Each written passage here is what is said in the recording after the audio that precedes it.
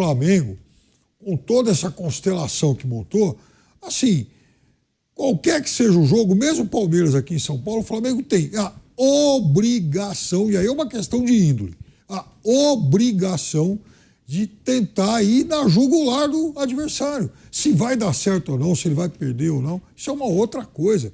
O Flamengo não está aqui para ficar empilhando estatística de invencibilidade. O Flamengo tem que disputar títulos, o Flamengo tem que ser o bambambam, o Flamengo tem que, sabe, estar na ponta do campeonato. Por isso que eu digo, Piperno, que a imagem e semelhança do treinador. A gente já viu essa história na seleção brasileira. Claro. Que ficava se vangloriando de, me dei bem nas eliminatórias, ganhei lá da seleção do Bambala, do Arimateia, chegou na Copa do Mundo, caiu para 2 seleções em quarta de final de segunda prateleira da Europa. Tem que parar com isso, Piperno, sabe? A estatística tem que servir o cara, mas o cara não pode estar subserviente à estatística, e é isso. Aí chega o cara lá da fisiologia e fala o seguinte, olha só, não pode bater 10 vezes com a perna direita porque na 11ª ele vai se machucar. Não, então poupa. Olha só, ele não pode sentar com a nádega esquerda com 45 graus, porque se for de 45 para 50, 60, ele não vai conseguir mais sentar no avião. Pelo amor de Deus, gente, vamos parar com isso, vamos olhar futebol. O que o futebol do Tite trouxe em 2024 até agora? Invencibilidade, qualidade, brilho, encantamento, nada disso, Piperno. É uma frase sobre estatística, hoje em dia certamente meio politicamente incorreta, mas é do tipo de coisa que o Vampeta gosta. Essa é atribuída aí ao Roberto Campos, o avô, né? Ilustre, intelectual, refinado e tal. Aí, Vigília, dizia que estatística, Vamp, estatística é algo que mostra tudo, é como biquíni, mostra tudo, mas cobre o essencial. Meu caro Pedro, você poupar para jogar contra o Bolívar na altitude, para mim é algo que me incomoda. Absurdo. Que é assintoso. E eu quero ver, e estou torcendo para isso que não aconteça, viu, torcedor do Flamengo, mas quero ver se o Flamengo perde na altitude para o portentoso, gigante, enorme, imbatível, colossal Bolívar. Qual vai ser a justificativa do técnico Tite? Já está pronta. Jogamos a mais de 3.000 metros acima do nível do mar, dificuldade de adaptação, estamos indo para Santa Cruz de la Sierra e chegando em cima da hora de La Paz para sentir menos os efeitos da altitude. Ora bolas! Se vai perder ou se pode perder na altitude, por que não bota o time principal hoje? Por que começa jogando com Carlinhos, que veio do Nova Iguaçu outro dia? O De La Cruz, indubitavelmente... Pode abrir o glossário aí, pode abrir o dicionário. Indubitavelmente, é o melhor jogador no meio de campo do Flamengo. Com todo respeito, o Jorge de Arrascaeta. É o cara do área a área, box to box. E ele começa no banco de reserva para entrar faltando 15 minutos. 15 minutos para terminar o jogo. Foi um fiasco. Foi decepcionante. Pode botar na conta do seu Abel, pode botar na conta do seu Tite. Sendo que o Tite, espero que ainda não esteja com a desculpa pronta na próxima quarta-feira. Senão vai ter cornetado, senão vai ouvir bastante, viu, Pedro? E o Tite que mexeu na escalação, no meio das 2 finais do Campeonato Carioca, um placar 3-0 pro Flamengo, né? Diante do Nova Iguaçu. E aí teve o Milionários no meio do caminho, né? E ainda preservou atletas e tudo mais, de olho no segundo jogo que já estava decidido. Agora, mais uma vez, tem o Palmeiras. Cara, é o Palmeiras pelo Campeonato Brasileiro. E aí tira Pedro e De La Cruz, deixa no banco de reservas essa dupla. E tem mais, o Bolívar, vocês não sabem, ou alguém arrisca dizer, o time que eliminou o Bolívar do Campeonato Boliviano. Falou essa semana, você falou o nome, né? Nome engraçado. Fala aí o nome. San Antônio Bulo Bulo. Foi o time que eliminou o Bolívar no Campeonato Boliviano. Bulo Bulo. É jogar Libertadores e cair contra o Corinthians. Gabriel Dias apostou dinheiro, hein? Bulo Bulo. E Gabriel Dias ainda apostou dinheiro nesse jogo e ganhou, hein? Ganhou dinheiro, hein? Apostou no Bulo Bulo? Apostou no Bulo Bulo. Foi depois da terça-feira lá, da festa do Vampeta lá. Gente, eu acho que você não sabe. Fazer uma aposta. Eles empataram com o Bolívar lá na casa do Bolívar, né? E, aliás, eles ganharam o primeiro jogo em casa por 1-0 e depois na casa do Bolívar só seguraram o empate 1-1. Bulo Bulo eliminou o Bolívar, próximo adversário do Flamengo. Eu tenho certeza esse que time você aí não que o sabe, Tite está criando expectativa e que está poupando jogadores, Viga. tenho certeza que você não sabe, mas a província de San Antônio, lá na Bolívia, é rica a beça, sabia? Tem gás para dedéu. Lá no passado já teve até confisco de ativos da Petrobras, a empresa brasileira, mas enfim. Beleza, hein? Rapaz. E de análise do time ganha análise até da cidade. O Rodrigo Viga também é cultura, né? Fazemos de tudo, né? Tipo palha de aço, 1001 utilidades. O meu caro Pedro, eu acho que eu vou repetir, bater numa tecla que eu venho falando há muito tempo aqui no microfone da Jovem Pan. Eu estava dizendo que eu queria ver o Flamengo sendo testado. Foi assim contra o São Paulo, foi uma vitória xoxa. Quando eu cheguei em casa, eu tomei até um puxão de orelha do meu filho, do Gabriel. Não, jogamos uma barbaridade. Eu falei, então a gente estava em Maracanãs diferente, Gabriel, porque eu acho que o Flamengo jogou ali o suficiente para ganhar do São Paulo. Hoje não fez muita força para ganhar do Palmeiras, tem o Bolívar, depois tem o Botafogo. Acho que o Flamengo ainda está, já que a gente falou de gás, o Flamengo ainda está ali engasgando, ainda não engrenou e continua deixando dúvidas, lacunas e interrogações na cabeça do seu torcedor. Vai perder pouco, como disse o Vampeta, mas será que vai ser um time decisivo, vai ser um time vitorioso? Competitivo vai ser porque é o mais rico da América do Sul, então não tem como não ser. Mas, além de não ser um time brilhante, não ser um time encantador, acho que ainda não é um time pronto. E aí que mora o perigo. Por enquanto, pontos corridos, beleza. Mas quando chegar na fase de mata-mata, meu caro Pedro, pega um desses aí, cujas estatísticas falharam, que não conseguiram observar, né? A Valência com o dedo mindinho esquerdo, com o cílio do olho direito, com ali a cárie dentro da boca, e aí a vaca vai pro brejo, viu, Pedro?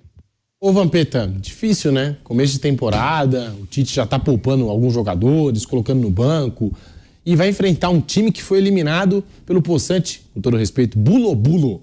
Vampeta, que coisa, né? Não deveria ter esse medo do Bolívar, né? Tem que ter medo do Palmeiras, né? Campeonato Brasileiro, e colocar todo mundo pra jogar. A temporada começou agora. Você começa a olhar tudo, né? Os campeonatos europeus aí chegando à sua reta final, que é pra Premier League, faltando 4 rodadas. Hoje na Espanha, praticamente, o Real Madrid, com a vitória diante do Barcelona, segurou o título, faltando umas 4 rodadas, tem 11 pontos de frente. E aqui no Brasil, quando eu falo sempre isso assim, as agremiações, Palmeiras, Inter, Grêmio, Flamengo, elas podem jogar 80, 90 jogos no ano, mas os atletas não. Falo isso direto, o campeonato estadual, você fala, o campeonato estadual é que faz essa diferença em relação à qualidade europeu. Mas só que o calendário nosso, a maioria dos atletas são poupados. Fazem rodízio nos estaduais, estadual, né, que todo mundo fala aí que prega que tem que acabar, eu sou contra, eu adoro estaduais, a rivalidade local. Hoje mesmo teve o Bavi, rivalidade local, vai ter o Fla-Flu, teve Vasco e Fluminense. A rivalidade local começa para depois se expandir pelo país. Aí você pega, né, jogadores, um ou outro pode ter uma condição desfavorável, mas, pô, você pega entre Palmeiras e Bolívar, eu saio com a cavalaria toda contra o Palmeiras, que é meu principal rival dentro do continente a nível financeiro, né? E vou botar, um clássico, vou botar pra cima, porque se eu ganho hoje do Palmeiras, se o Flamengo ganhasse do Palmeiras hoje, abria 6 pontos. É 2 rodadas para você poder tirar diante do Flamengo, com todo o poderio que tem o Flamengo hoje. E o Palmeiras, ao mesmo tempo, opa, se eu ganhar, eu igualo ao principal rival. Não vou deixar abrir. Quer dizer, tem que olhar a tabela toda. Se você pegar a tabela toda e falar assim, empatar com o Palmeiras foi ruim pro Flamengo, sabe, fora de casa, não. Mas o futebol tem que ser melhor jogado. O futebol tem que ser melhor jogado.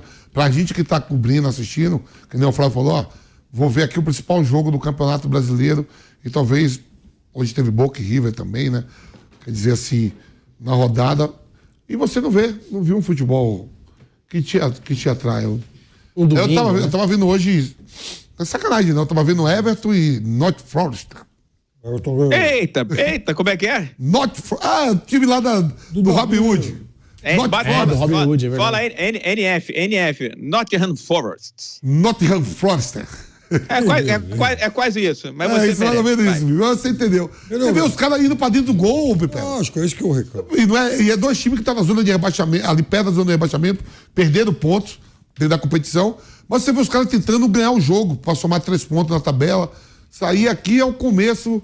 Estamos aí no mês de abril indo pra Maia, e aquele rodízio, poupando. Você traz um cara de... Quanto foi que custou o De La Cruz? 16 milhões de dólares. Né? Você pega um cara de 16 milhões de dólares e fala, opa, vou tirar ele do principal jogo. Essas coisas não entram na minha cabeça. Quando eu contrato o De La Cruz, é pra botar ele nos principais jogos, pra eliminar rivais e bater o concorrente. Um cara de 16 milhões você tira. Aí botou o Alan. Que estava machucado, também não foi barato, jogando caro para sair do Atlético Mineiro. Jogou nada até agora no Flamengo. Essas coisas não entram na minha cabeça. Quando você contrata os principais, é para botar logo na arena para pegar o rival. Você contrata o Haaland para tirar para jogar, para ele jogar contra o Aston Villa ou jogar contra o Manchester United, contra o Liverpool. É mais ou menos isso que eles estão fazendo. Para fazer gol no Nova Iguaçu. Para fazer gol. Pega o cara do Nova Iguaçu pra ser titular, Vampeta. Aí o cara do aí vem o cara do Nova Iguaçu. Porra. Nada contra o Carlinhos, cada um na sua praia, mas o titular é Pedro, pô. Aí o treinador da seleção, tem mais, Viga. O treinador da seleção tava lá no camarote sozinho, foi olhar o Carlinhos. O Dorival tava lá, Flávio. Eu vi. Não pode olhar o Carlinhos. Se o Pedro não joga, eu vou olhar o Carlinhos. Se eu sou o Dorival hoje, eu saio do estádio com a certeza que eu não vou convocar ninguém. Seja brasileiro, estrangeiro, convoco ninguém para a seleção brasileira, porque foi uma atuação horrenda, pífia, culpa dos dois treinadores. E o Tite falou, sobre deixar Pedro e De La Cruz no banco, abre aspas. Ele já está concedendo entrevista coletiva, depois a gente até pode mostrar um pouquinho, exibir, ou na nossa programação, as palavras do Tite, mas está aqui, abre aspas para o Tite. Nós temos avaliações fisiológicas. Então, seguindo as orientações, nós iniciamos com outros atletas que poderiam ir bem. Eu entendo que com a entrada dos dois no segundo tempo, o time melhorou. Mas foi isso. Nós seguimos apenas as orientações do departamento médico, fecha aspas. E eu estava olhando aqui a entrevista do Tite ao vivo, ele se levanta e deixa o Fábio Marceligiano entrar na entrevista coletiva para explicar. Me perto de Manchester City, de Real Madrid, de Barcelona. Eu nunca vi tanto preparador físico e tanto fisiologista ruim no futebol brasileiro. É por isso que o meu treinador perde o emprego. Que os caras vêm lá, o fisiologista, se você não machucar, não mexeu no trabalho dele. Isso. O atleta tá sempre correndo risco, pode machucar no treino, num trabalho físico. Quantos jogadores a gente viu aí? Outro dia eu vi o Gerson machucou no aquecimento. Quanto a gente vê? Então, fisiologista, se eu sou treinador, longe, cai fora. Eu e você conversamos nesses últimos 10 dias um monte de vezes sobre esse negócio desses gigantes aí, Manchester, Real Madrid e tal, ter uma sequência de jogos decisivos, escalar o que tem de melhor ou procurar escalar o que tem de melhor. Então, veja, eu acho que você tocou num ponto que é muito importante. A preparação física do futebol brasileiro e também os fisiologistas, eles formavam até muito pouco tempo, passado muito recente, uma área de excelência. O Brasil exportava profissionais dessas duas áreas. A medicina esportiva do Brasil é a melhor do mundo. Agora, fisiologia, preparação física, meu Deus. Eu não sei o que está acontecendo. Tá? Estão dando passo para trás. Excesso de zelo, porque aí eu ouvi alguém dizendo, mas porque, entre outros fatores, aqui no Brasil as viagens são mais curtas. Eu falei, cara parda. Você pega o Palmeiras e o Flamengo que vão jogar o Campeonato Brasileiro, 70% dos jogos estão a 1 hora de voo. Os dois vão fazer vários jogos contra times da mesma cidade, em BH, em Curitiba, e um vem a São Paulo, o outro vai Rio Grande do Sul. Rio Grande do Sul, 1h30 no máximo. Exatamente. Mais longe que tem é para ir para Fortaleza. Tem 3, tem 4. Você vai jogar, você faz viagem comprida contra o Cuiabá, contra o Atlético Goianiense, ela tem 5. E contra os 3 lá do Nordeste, acabou. Não, São Paulo, Cuiabá, não, por aí. São Paulo, Cuiabá dá o quê? 1h30, 1h20. Né? Não, você, aqui enfim, a comparação na Espanha, lá na... Não, é tudo pertinho, tá bom.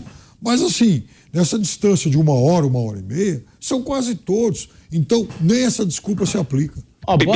Diga lá, Viga. Pedro, eu já tinha tocado superficialmente nesse assunto, eu fico muito feliz de Vampeta e Piperno e Vampeta tocarem nesse assunto, porque a gente fica falando muito da diferença desse ato que existe, maior do que o Oceano Atlântico, entre futebol sul-americano e futebol europeu. E por essas e outras, que eu acho que no curto prazo não dá para o Brasil, mas não tem a menor condição da seleção brasileira pensar em título ou algo mais, a não ser que alguém esteja aí de vendilhão de mentiras.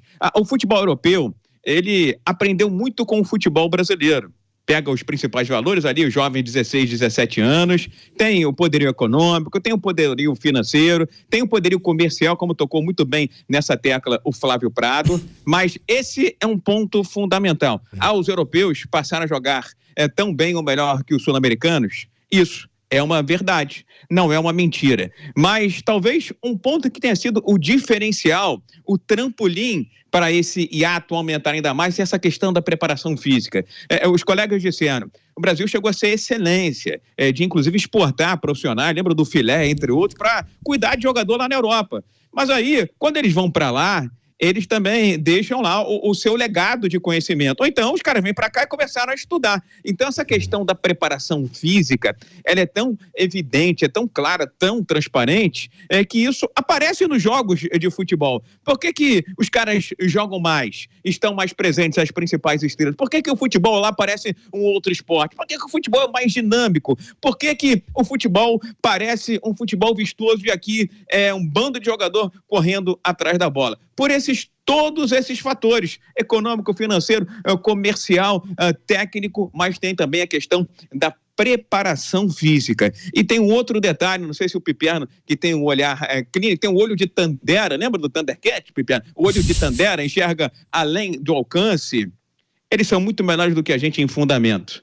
Você vê um jogo do Coventry contra o Manchester United, você vê jogador da segunda e da terceira divisão dando aqueles lançamentos de 30, 40 metros, fatiada na bola, ninguém erra. Na batida na bola e na dominada. Aqui, meu amigo, parece equilibrista de prata. A bola vem, ó, e o cara fica lá, até cair no chão. Então, olhando várias valências, vários fatores, digo e repito novamente, futebol brasileiro vai para a próxima Copa do Mundo para visitar as pirâmides astecas, a tundra, lembra da tundra lá no Canadá, e também Mickey, Pateta, Pato Donald e companhia nos Estados Unidos, Pedrão. Por falar nisso... Ô Pedro! Diga lá, Viga.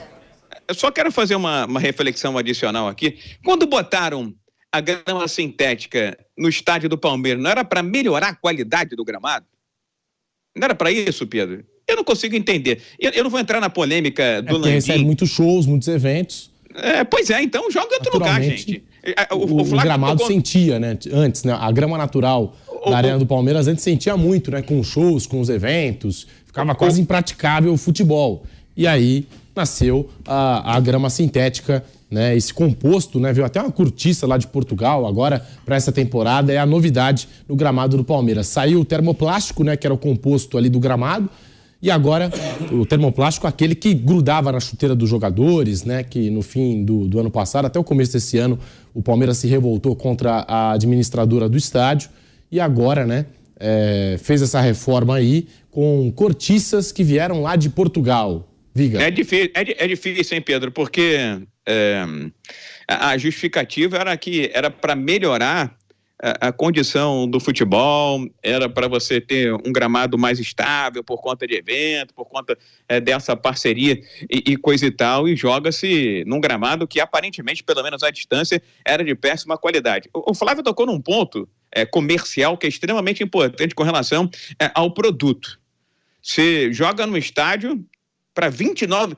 tem cabimento, sincero, honestamente, tem cabimento. O maior clássico do Brasil da atualidade, que poderia lotar qualquer estádio do planeta, com 100 mil, 150, 200 mil pessoas, jogar para 29 mil pessoas. O que você está dizendo com isso? Você está desprestigiando, desvalorizando o seu principal bem, o seu principal ativo, que é o Campeonato Brasileiro. Por outro lado, eu não acompanhei aí os preços, mas certamente eles ou foram majorados ou estão lá nas alturas para justificar você ter aí uma subutilização da arena. Ainda joga com aquele tapume lá, com aquela lona no fundo, enfim. Sinceramente, acho que Flamengo e Palmeiras mereciam muito mais